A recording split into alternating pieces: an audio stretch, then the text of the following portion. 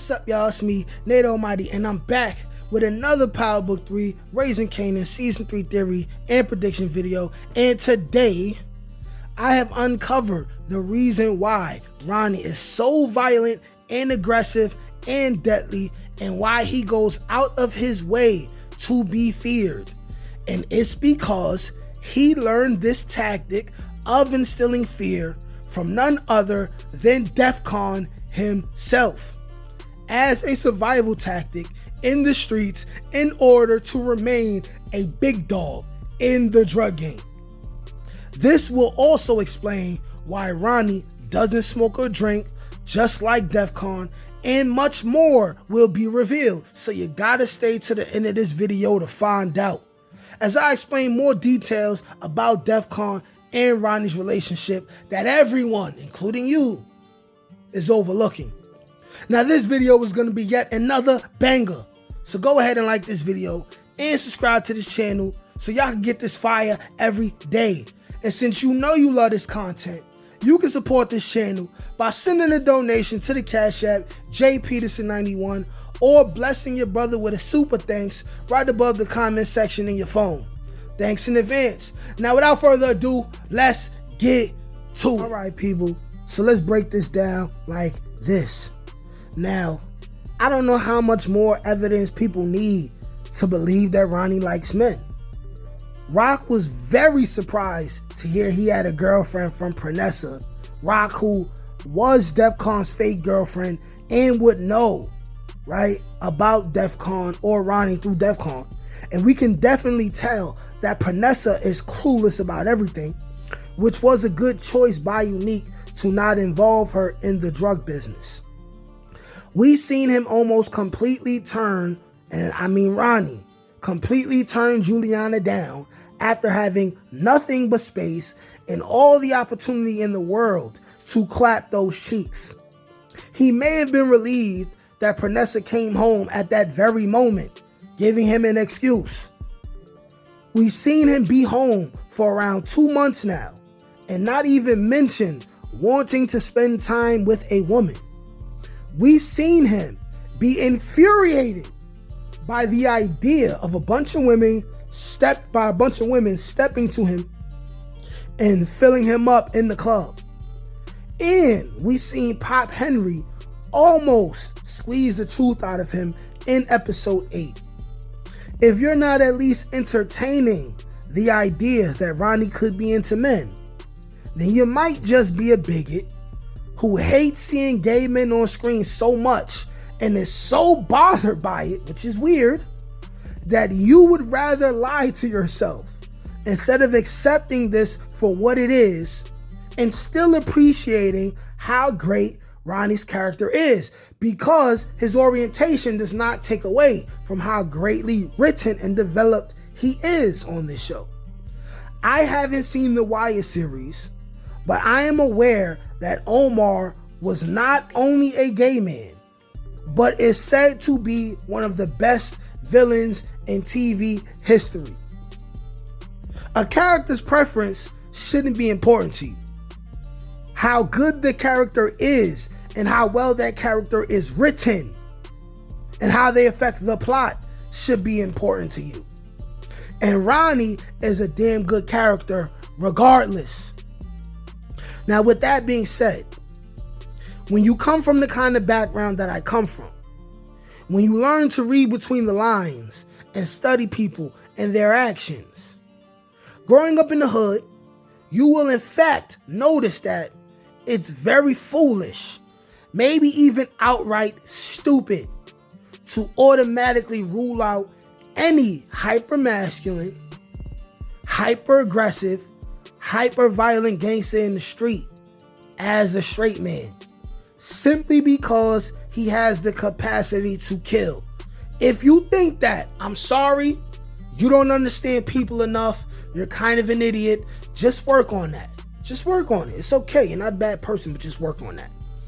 In fact, their willingness to be so violent and aggressive could be because they are actively trying to overcompensate for something.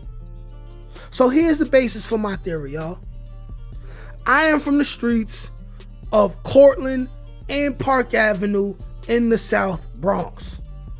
And during my lifetime, there have been many times in the hood where the gangbangers, the drug dealers, shooters, jack boys, etc., right, ended up being exposed for hooking up with men in prison, especially the big homies with the most clout, okay?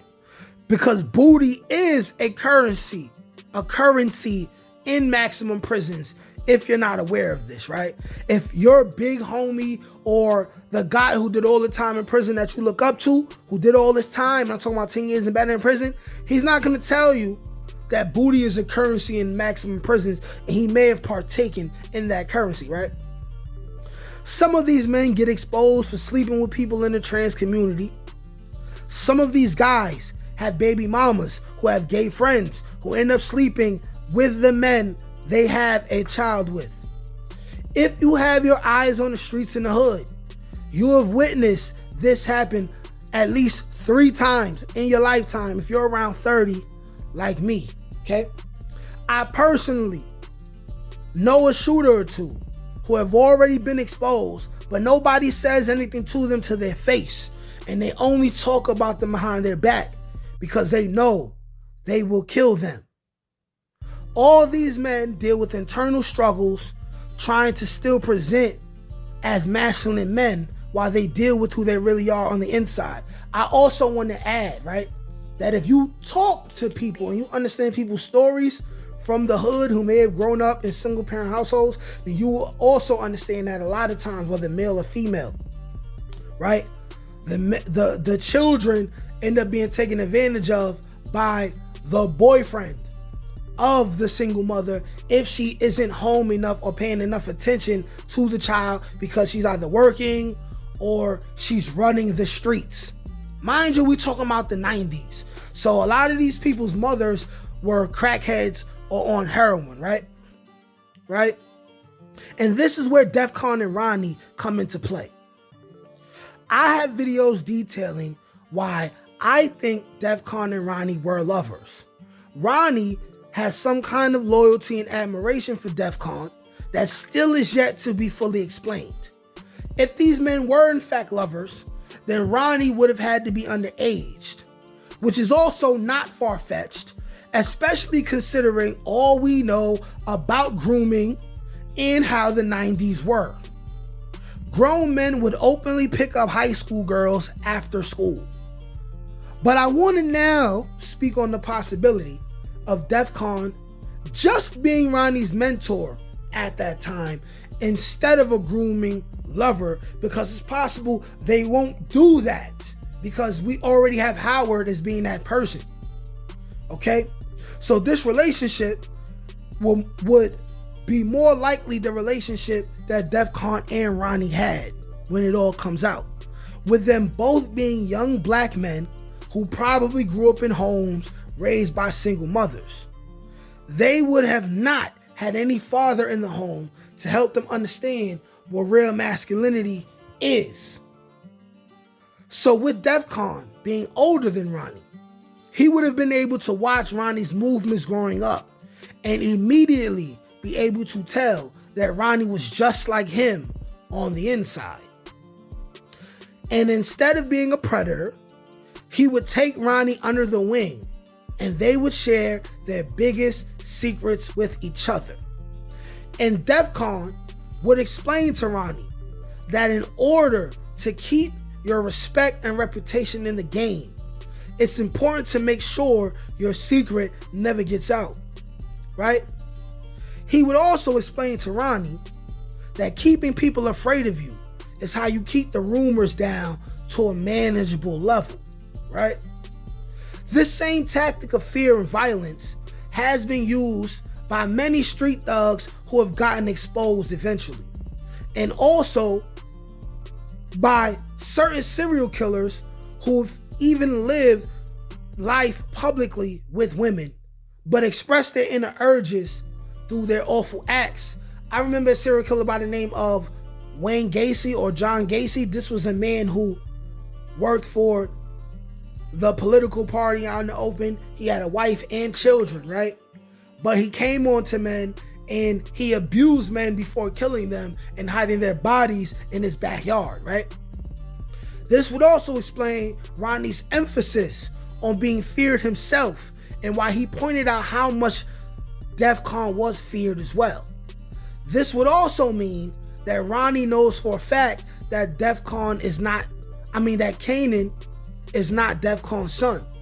But because of his admiration for Defcon, he goes out of his way to protect Kanan and keep Defcon's secrets safe. And I also want to add that it's possible that Ronnie may even be a virgin because of his personality, and he was never even able to express how he really feels with another man. Like, share, comment, subscribe. Peace.